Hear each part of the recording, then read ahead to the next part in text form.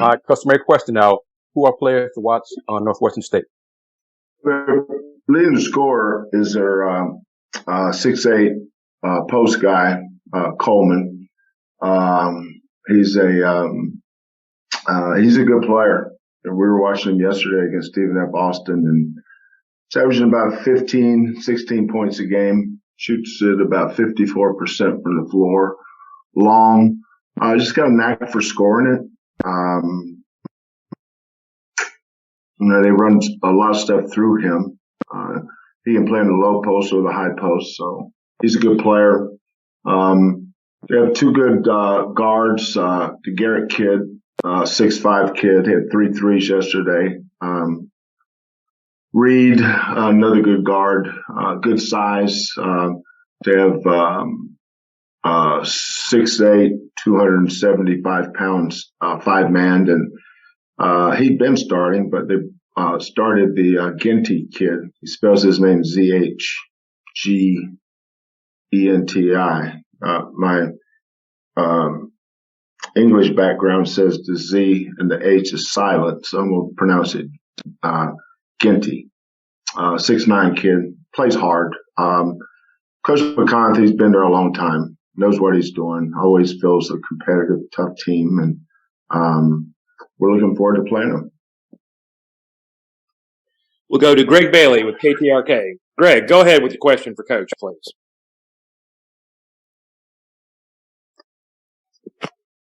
Hey, Kelvin, I know that you've been with your team for quite a long time under the new rules. When you go in a tournament setting 3 games in 3 days, do you learn something new about your club and the way you kind of handle the time together and the way that you play so many games in that short of a span? Sure. I mean, one of the things you find out is how they pay attention to scouting reports. Things that we emphasize as far as details, little things, shooters, non-shooters, short closeout, long closeout. Everybody has different plans against you. Some teams play this way, some teams play that way. Our staff does a great job with our scouting reports. When they bring them to me, sometimes I'll tweak this or that on how I want to guard a certain action. What a cover's call maybe, but for the most part, they do a good job of because they've been with me so long, they kind of know what we're going to do. But the new players especially, they haven't been with us enough for us to know them well enough to know how they're going to respond to scout reports. And then 3 games in 3 days. When you play as hard as we ask our kids to play, it's not always easy to play 40 minutes and 40 minutes and 40 minutes. Whether you're playing 30 minutes or 20 minutes, you're still having to get up and go 3 straight days. Butler played a certain way. Wisconsin was another way. Oregon another way. So, but that'll benefit us down the road as we get closer to conference season. Coach, could I maybe follow up? Are you still there? Yes. Just your thoughts on a thrilling time for U of H athletics with what Dana is doing, taking his team to the American Conference title game for the school, the university, the fans, and also just your thoughts coach to coach on the job he's done building that program to get to this point. Yeah, I've always been pro coach. I know how hard these jobs are. Sometimes it's relative to timing too. One of my good friends in this conference is Frank Haith at Tulsa. Frank inherited 5 starters from Danny Manning, and in his first year, I think they went to the NCAA tournament. Then he had to start rebuilding after that. We inherited very little, and we had to rebuild right away. And I think for Dana, same thing. He had to rebuild his first year.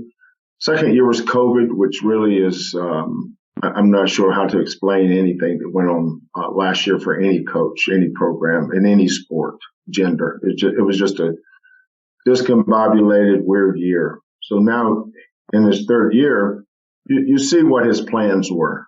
And I think the development of Clayton Toon, bringing in Marcus Jones, hiring Coach Belk and that staff, he just had a good plan and being able to execute it and win games. It's hard to win a game. It really is. And for them to play a great first half and first game and then had some things go against them, and then come back and win 10 in a row is a credit to Dana and his staff and his kids. All the credit goes to them. We'll go to Randy McElvoy for KPRC. Randy, please go ahead. All right, Jeff. Thanks. Hey, Kelvin. Hey, Randy. How you doing, man? Doing well. Two quick questions, if you don't mind, just on what you've seen from Tramon now that he's back, and then also I wanted to ask you about. I enjoy watching Fabian. I know you do too. I know you love coaching this guy. What has he meant to this program with what he's battled through to get to the level he's at right now? Tramon is just, it's been a slow road back for him. He started off really good in September, October. Then when he got the injury, he completely stopped. He didn't touch a basketball. The only conditioning he did was really the Alter G,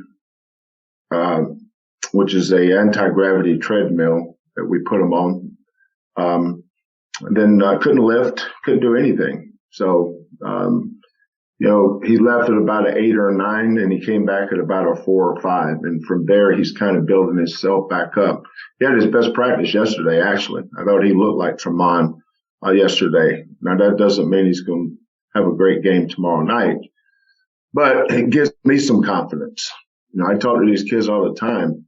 Don't depend on another person to give you confidence. You get your confidence through your work and your preparation. Work hard. Outwork your issues. But don't let anybody take it from you either. You have to own who you are. And I think Tramon has really benefited from us pounding that into him. If you want to be a good player, work at it.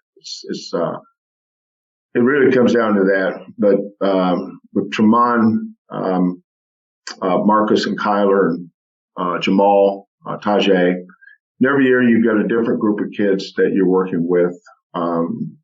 It's always fun and challenging to make them all fit how you want to play and the roles that they each fit best in, and getting them to accept it. But it helps to have great kids too. I can't overemphasize that. It was a tough day when I found out that Fabian tore his ACL last May. That was a tough day. Tough day for me personally because I know how hard he had worked. I remember when Justin Gorham came on his visit from Towson State. That was the day I think they were in the gym playing pickup, and Fabian got hurt that day with another injury. So he's battled some injuries, but from May to December, it's probably nobody that I can remember was as focused and just laser. Like he had this goal in front of him that he was going to chase as hard as he could to get back. We all thought that he would miss the year, and that's why I say, Fabian ACL, Caleb decided to leave, Nate decided not to come back. Chris, was a senior. You think about those 4 kids that we lost off that team. Then all of a sudden, you look to February. Here comes Fabian back. But, I still have to give a lot of credit for, Kellen is so, consistently tough on our kids in our post positions, our 4s and 5s. I remember the job he did with Devin Davis. Just the first thing we have to do with the kids when they come in here is we define their game before we can define their role. Now, they all think they're better than they actually are, and they all think they can do things they can't do. So the first time in their life, they usually have somebody tell them the truth about what their strengths and weaknesses are. Well, Fabian could only play 5 feet and in. You know, he played with Carson Edwards, which means if he wanted the ball, he probably had to rebound it.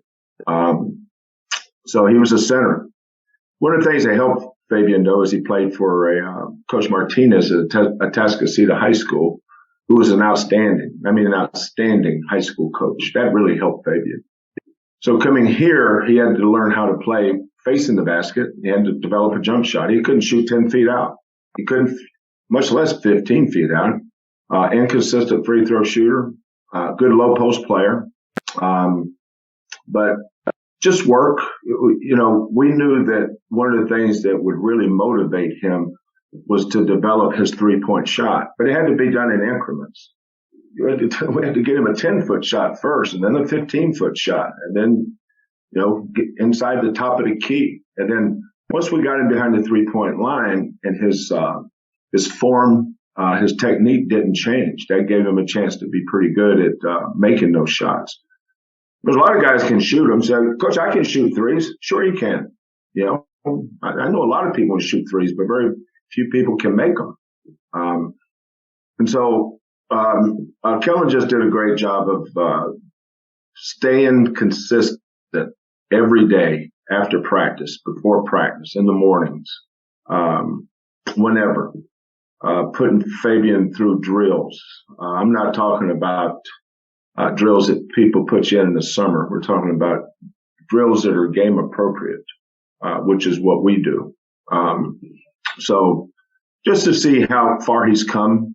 And I still think Fabian's best basketball is ahead of him. You know, next year he'll be playing somewhere else. And, you know, when he's 23, 24, 25, 26, now he's going to continue to improve because he has a great work ethic. He's a tough kid.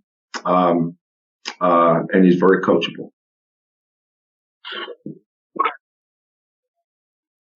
Thanks, Coach. Okay, Randy. Hey, Kelvin, how you doing? Hey, Joseph, how are you? Good, thank you. Wanted to add just to follow up on Vegas. When we were there, you mentioned about, and I'm sorry, I got on about 6 minutes in, so hopefully nobody's asked this. Just about the plan, at least for the immediate future, with how you wanted to insert Jamal into the lineup and what the benefits were and what that could do. I wonder if that's something going forward, this week you're still looking at that or what's kind of the plan at one of the guard spots there? I don't really have a plan. There was no plan. When we practice on a daily basis, I rotate guys in and out of positions. They all play with each other. I'm probably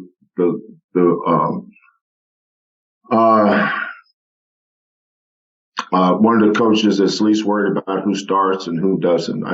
That's never a plan. I know Marcus is going to start, but he could come off the bench if I wanted him to. Fabian's probably going to start. I could start J1. I start Fabian and Marcus because they've been through the battles and they know what's going on. I can start Taze just as easy as I start Jamal. Jamal earned the right to start. That's the only reason I started him.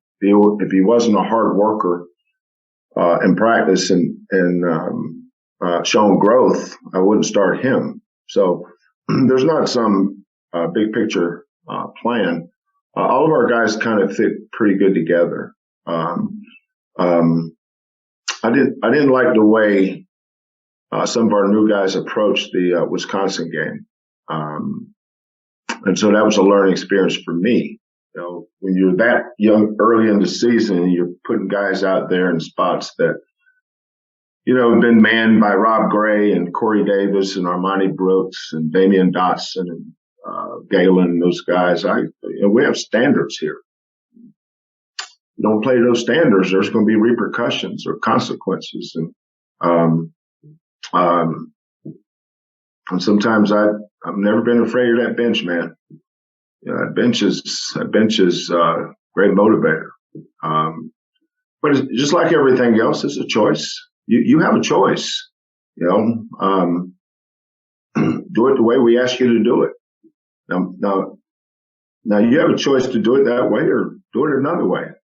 But if you don't do it the way we ask you, there's going to be consequences. So, Jamal has just gotten better and better and better. Jamal's one of those kids that, last year he had the benefit of going against Dejan Giroux and, Marcus and Quentin, all those guys every day. And then he came back this year, he was different. When Jamal enrolled in school last year, he was 17 years old. So there's a lot of high school seniors that are still older than him. He's same with J1 Roberts, even though he's a third-year freshman. We've had 3 kids that were 17 years old when they got here. Javier Francis, J1 Roberts, and Jamal. But those guys are going to play young for a while. Jamal had a freshman blip at the end of the Wisconsin game, for instance. But that's okay. That's a mistake. We covered that. Next time he's in that situation, he'll learn from that. But I expect Taze and Tramon to keep getting better. Tramon had his best game against Oregon. He wasn't very good against Wisconsin, but Wisconsin has something to do with that. Taze didn't play very good, but it had nothing to do with his talent. It had everything to do with his effort.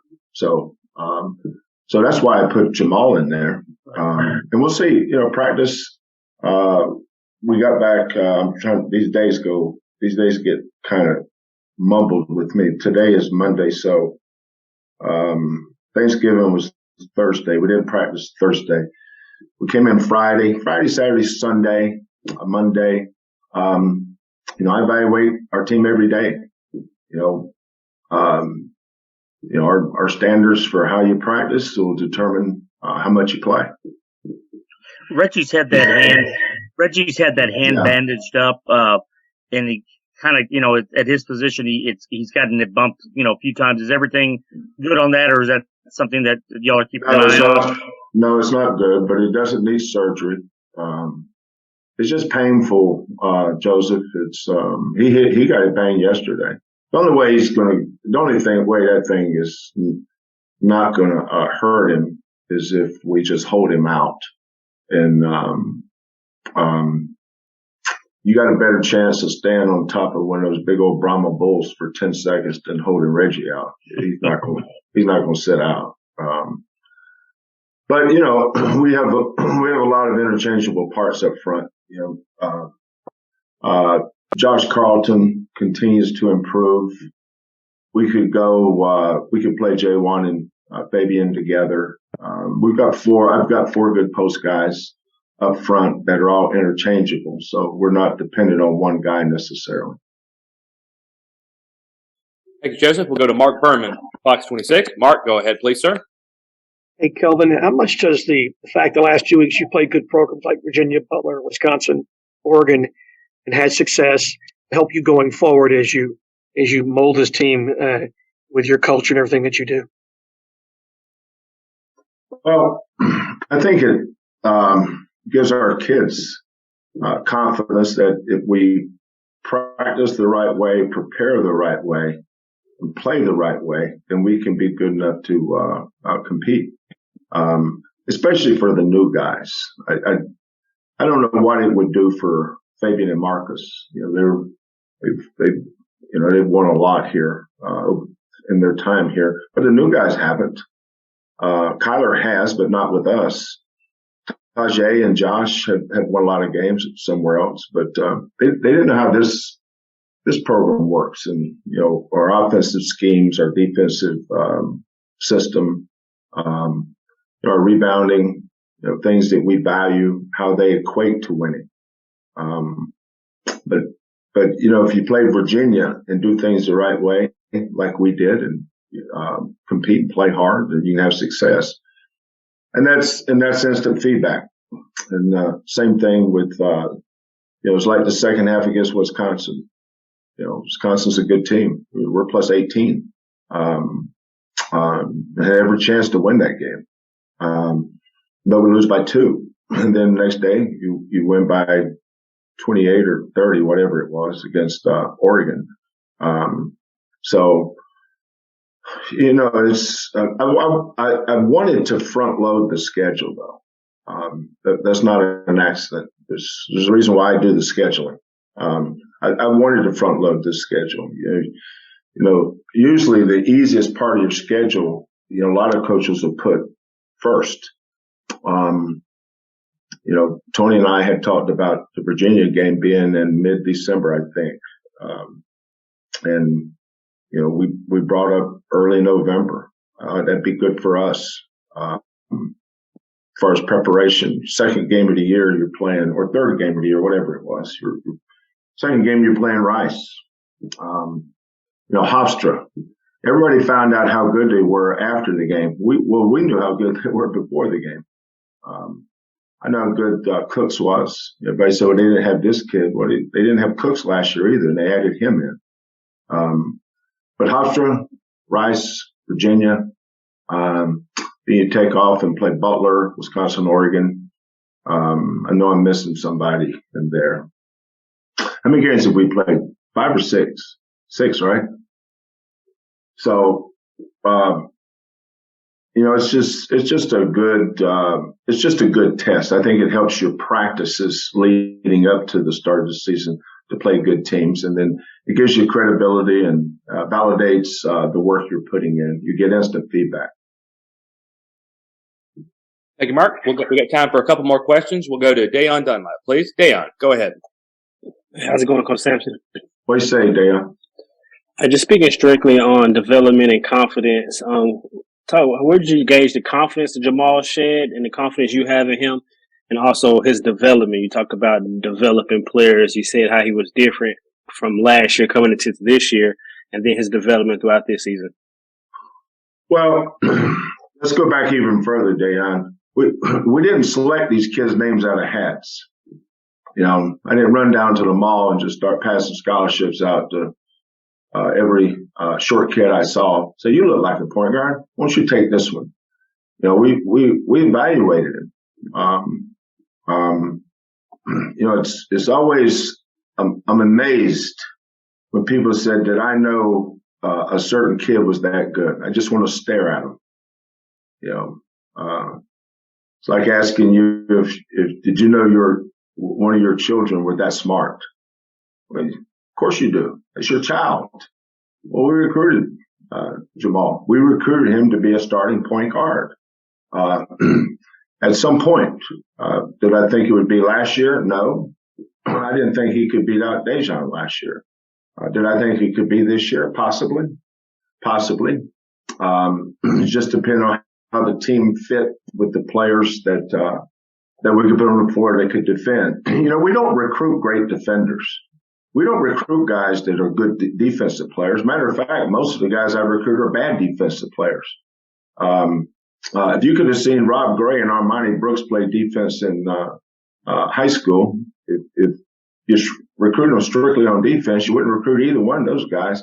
We recruit guys that are really good on offense, and then we make them good defenders.